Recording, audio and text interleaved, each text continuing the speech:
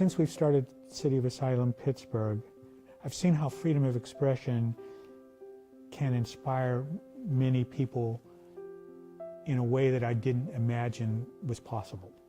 The United States is a country where First Amendment rights and the idea to speak your mind is just so deeply ingrained that I think that is fundamental, and everybody feels that as a sense of entitlement. City of Asylum Pittsburgh began to provide sanctuary to a writer exiled under threat of persecution. The writer could be endangered with prison, violence, or censored in a way that you can't publish freely. Our goal is to provide a place to live, a living income, and medical benefits. We feel it's extremely important that the writer maintain the identity of being a writer, and the only way to do that in exile is to be published in the country you're in. The City of Asylum is most populated in Europe.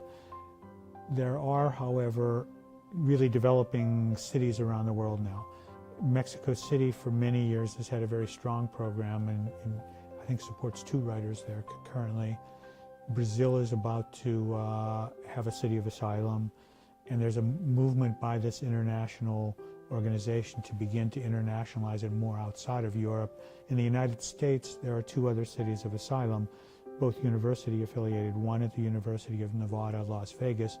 Wole Soyinka, the writer who was instrumental in founding the whole movement worldwide, was in exile and in the faculty there for a good deal.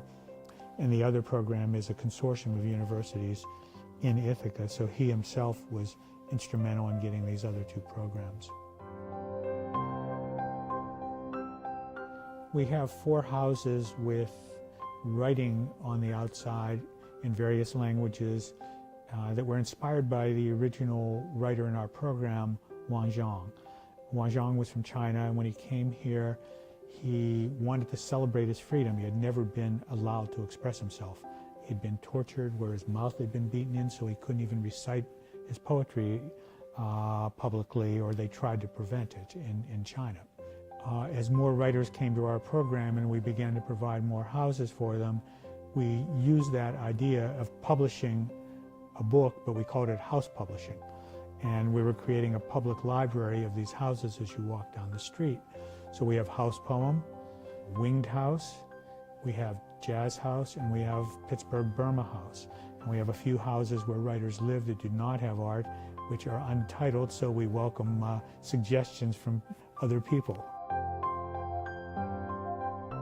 We've had writers now from a long-term program from 6 different countries: China, El Salvador, Burma, Venezuela, Iran, and Bangladesh.